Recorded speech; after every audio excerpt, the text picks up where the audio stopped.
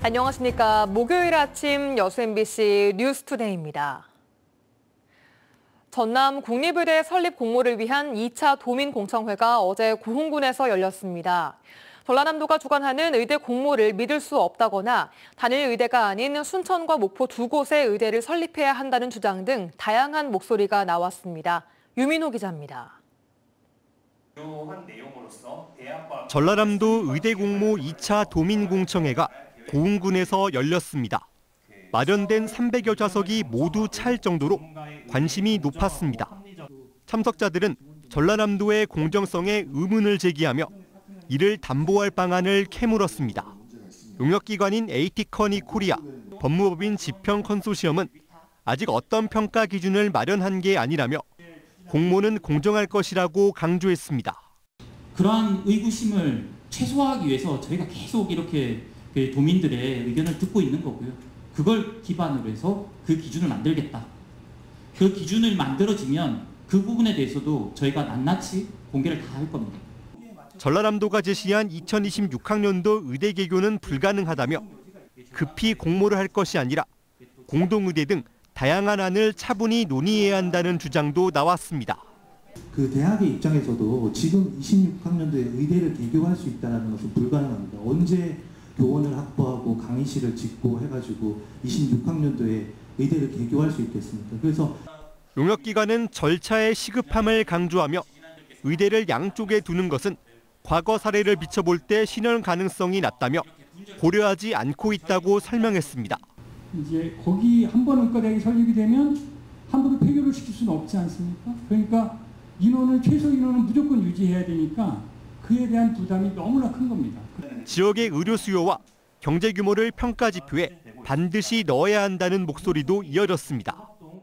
대학병원이 병원이 있어야 할 자리는 사람이 많이 살고 공장이 많이 있는 곳에 있어야 된다는 것이 저희 지론입니다.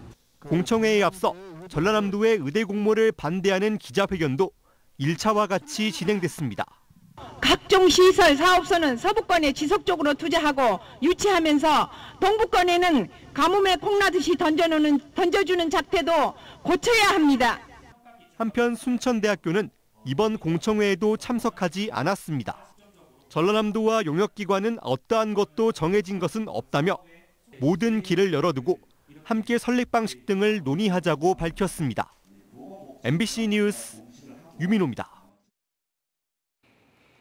전남권 국립의대 추천대학 선정 방식을 두고 순천 지역구 민주당 시도의원들이 서로 다른 목소리를 내면서 분열 양상을 보이고 있습니다. 민주당 순천 광양 곡성 구례갑 지역위원회 소속 시도의원 15명은 최근 김문수 국회의원이 갑자기 전남도의 의대 공모에 참여하자는 쪽으로 입장을 선회함에 따라 함께 입장을 번복하고 여론 형성에 나서고 있습니다. 하지만 민주당 순천 광양 곡성 구례 을 지역위원회 시도의원들은 이에 대해 전남도의 권한 없는 의대 공모를 중단하라며 김문수 의원과 함께 삭발까지 결행했던 일부 시도의원들이 지역 분열을 부추기는 책임감 없는 정치 행위를 하고 있다며 강하게 항의의 뜻을 표시했습니다. 여수 섬 지역을 대상으로 드론을 이용해 물품을 배송하는 사업이 본격적으로 시작됩니다. 배송비까지 지원받을 수 있어 섬 주민들의 편의가 개선될 것으로 보이는데요. 사업이 안정적으로 정착하기 위해서는 인프라 확충과 규제 개선 등 보완해야 할 과제도 남아 있습니다. 문형철 기자입니다. 배송업체 직원이 간단한 의약품이 담긴 구급 상자를 포장합니다. 드론에 매달린 구급 상자는 곧바로 인근에 있는 섬으로 향하고 상황실 모니터에는 비행 궤적이 실시간으로 표시됩니다. 드론을 이용한 섬 지역 물류 배송이 본격적으로 시작됐습니다. 서비스가 제공되는 곳은 금오도와 횡간도 등 9개 섬. 스마트폰 앱이나 전화로 필요한 물건을 주문하면 되는데 배달비는 지자체가 지원합니다. 섬 지역 주민들의 물류 배송 불편을 해소하기 위해서 주문을 하게 되면 배송 거점을 통해서 이 제품들이 배달이 됩니다. 아직 수요가 많지 않아 권역마다 일주일에 한두 차례만 배송이 이루어지고 물품의 무게도 제한됩니다. 하지만 필요한 물건을 사기 위해 배를 타고 육지까지 나와야 하는 수고를 덜 수 있고 특히 의약품이나 농기계 부품 등이 급하게 필요할 경우 신속하게 대처할 수 있습니다. 여수시는 내년에도 정부 공모를 신청하고 국비를 지원받지 못할 경우에는 자체 예산을 투입해 드론 배송 사업을 이어나갈 계획입니다. 다만 안정적인 서비스를 위해서는 드론 이착륙장을 더 확보하고 비행에 적용되는 각종 규제도 개선해야 합니다. 비행을 하면 안 되는 그 구간들도 너무 많고 야간들도 그렇고 야간에 비행하는 제한들도 그렇고 그런 부분들이 좀 더 해결이 되고 여수시는 내년에는 배송 물품의 중량과 배송 거리를 확대하는 등 드론 배송 서비스를 더 강화할 계획이라고 설명했습니다. MBC 뉴스 문형철입니다. 여수시가 올해 처음으로 시행한 청년 임대주택 사업에 300명 가까운 시민들이 신청했습니다. 여수시는 지난 5일부터 청년 임대주택 입주 희망자를 모집한 결과 17명 모집에 299명이 신청했으며 특히 여수 시민 분야의 경우 10명 모집에 269명이 지원해 26.9대 1의 경쟁률을 기록했다고 밝혔습니다. 여수시는 오는 29일 오후 2시 공개 추첨을 통해 입주자를 선정할 계획입니다. 고흥 소록도에 방치된 폐기물 실태에 대한 기획보도 이어갑니다. 어제 주민들은 공사업체가 폐기물을 땅에 묻거나 그냥 놔두고 갔다고 증언했는데요. 누가 두고 갔는지 역추적은 사실상 불가능해서 폐기물을 처리하는데 애꿎은 혈세만 또 들어가게 생겼습니다. 김단비 기자입니다. 콘크리트 잔해와 폐전봇대 등 온갖 폐기물이 방치된 고흥 소록도. 이 중에는 1급 발암물질인 성면이 섞인 슬레이트 지붕도 있습니다. 지난 2009년부터 성면 사용을 전면 금지한 우리나라는 제거의 모든 과정을 관련법에 의해 엄격히 관리하고 있습니다. 규모에 따라 절차에 차이가 있긴 하지만 성면 조사와 고용노동부 신고, 작업 지침 준수 등 사항을 따라야 합니다. 때문에 소록도에 있는 슬레이트 잔해가 법이 시행되기 이전부터 꽤 오랜 기간 방치되어 왔을 가능성도 제기됩니다. 현재는 있을 수 없는 일이죠. 그 건축물 철거에 대해서도 2005년도부터는 이거를 성면 함유 여부를 신고하는 제도를 만들어서 지금 시행을 하고 있거든요. 하지만 건설 폐기물은 상황이 다릅니다. 공사 현장에서 발생한 폐기물은 종류와 운반업체 등의 정보를 올바로 시스템에 의무적으로 신고해야 합니다. 단 5톤 이상일 경우에만 해당됩니다. 결국 고흥구는 5톤 미만의 폐기물은 제외되기 때문에 역추적이 불가능하다는 입장입니다.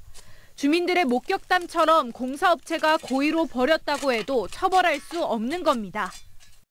이거 신고 의무 대상이 아니고 그냥 자체적으로 불러가지고 계약해서 얼마 줄 테니 이거 좀 처리해달라 이렇게 하는 경우에는 처리 역추적이 불가능하죠. 공사 발주처인 국립소록도병원은 풀숲에 가려져 있어 폐기물이 있는지 몰랐다는 입장입니다. 방치된 폐기물은 예산을 들여 처리하겠다고 덧붙였습니다.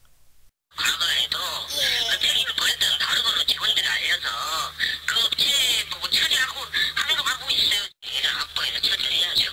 고흥구는 이번 사태가 소록도를 관할하는 국립소록도병원에서 제대로 관리되지 않아 발생된 것이라며 폐기물을 처리하도록 병원에 통지할 예정이라고 밝혔습니다. 언제, 어떻게, 누구에 의해 소록도에 남게 된 폐기물인지 영문도 모른 채 치우는데 또 예산이 들어가게 생겼습니다. MBC 뉴스 김담입니다. 순천 남승용 마라톤 대회가 오는 11월 9일 순천 팔마종합운동장과 순천시 일원에서 열립니다. 올해로 24회째를 맞은 남승용 마라톤 대회는 외국인 선수와 마라톤 동호회원, 시민 등 전국 7천여 명이 참여한 가운데 대한육상연맹 공인 절차를 거친 풀코스와 하프코스 10km, 5km 종목으로 나누어 개최됩니다. 한편 지난해 서울 올림픽 파크텔에서는 1936년 베를린 올림픽 마라톤 동메달리스트인 순천 저전동 출신인 고 남승용 선수에 대한 대한민국 스포츠 영웅 헌액식이 개최된 바 있습니다. 세계로 나가 인간의 본질에 대해 탐구했던 전남 독서인문학교 학생들이 다시 모였습니다. 학생들은 입시 경쟁, 과열의 완화 등 더 나은 교육의 미래를 스스로 고민했습니다. 안준호 기자가 취재했습니다. 셰익스피어의 햄릿 속 등장인물의 대사가 강당에 울려 퍼집니다. 그러나 이제 우리가 죽는 건 시간 문제야. 왕이 칼끝에 덕을 묻혔어. 현재야, 이제는 날 용서해라. 대문호의 숨결이 남아있는 고향을 다녀온 학생들에게는 글귀 하나하나가 남다릅니다. 햄릿, 사느냐 죽느냐 가운데 무엇을 선택하겠느냐. 난 사는 것을 선택했다. 영국과 독일에서 인간의 본질을 탐구하고 돌아온 전남 독서인문학교 학생들. 여행으로 끝내지 않고 더 나은 교육 환경을 위한 다양한 정책을 고민해보기 위해 다시 한자리에 모인 겁니다. 입시 위주 교육보다는 세상을 바라볼 수 있는 또 살아가는 방식에 대한 또 다른 가치관을 가지고 공부하는 곳이기 때문에 학생들은 순수한 호기심으로 세상을 바라보며 사회 속 문제점들에 대한 해결 방안을 고민했습니다. 입시 경쟁을 부추기는 대학 간 서열화 현상의 완화와 문화 갈등 해소를 위한 다문화 교육의 방향 등 학생들의 시각에서 본 다양한 정책 개선안들이 제시됐습니다. 각각의 서열화를 해체시키고 천천히 평준화로 가는 게 맞다고 생각을 하고 있거든요. 그 과정 사이에서 가장 중요한 거는 역시 저희들의 마음가짐도 있겠지만 국가에서 지방대학들한테 혜택을 준다거나 음식을 먹은다든지 이런 식으로 문화를 자세히 알려주고 지금도 미디어 교육으로 한 달에 한 번 이런 식으로 시키고 있는데 그 교육 과정에 조금씩 더 많이 삽입을 해야 된다라고 생각합니다. 의료와 복지 지원 등 지역사회 문제 해결을 위한 의견도 눈길을 끕니다. 의동식 의료라든지 원격 의료를 실시하는 까닭은 사회적 불평등을 해소하기 위함인데 그게 수도권을 중심으로 이루어진다면 오히려 이 의료 불평등 문제를 심화하는 결과를 낳을 거라고 생각을 해서 교육의 미래부터 의료와 복지, 환경 등 사회 문제 정책적 개선안을 제안한 학생들.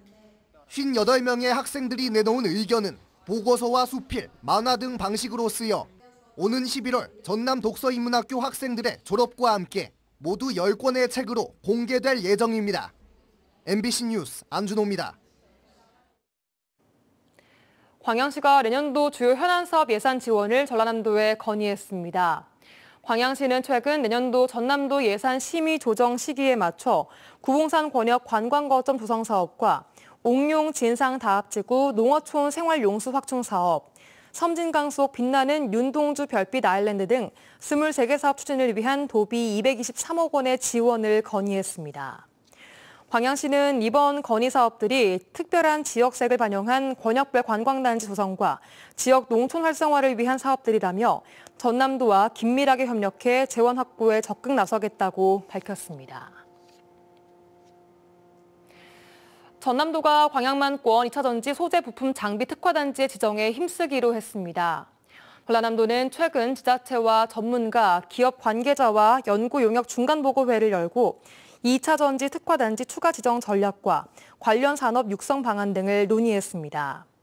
광양만권은 국내에서 하나뿐인 2차전지 관료 생산의 소재 생산 지역으로 공급망을 완성하고 세계적인 주도권 확보를 위해 특화단지 지정이 필요한 상황입니다. 구흥에 축산기자재 종합물류센터가 들어섭니다. 구흥구는 관내 축산농가의 편의를 위해 사료부터 기자재 구입까지 한 곳에서 가능한 축산기자재 종합물류센터를 동강면 한천리에 건립하고 있으며 현재 공정률은 85%로 10월 초 준공 예정이라고 밝혔습니다. 구흥구는 특히 이번 물류센터의 가동을 계기로 기존 고흥축협이 운영하는 조사료 완전 혼합 발효사료 공장과 가축시장을 연계해 양질의 조사료와 가축 구입까지를 원스톱으로 해결할 수 있을 것으로 기대하고 있습니다.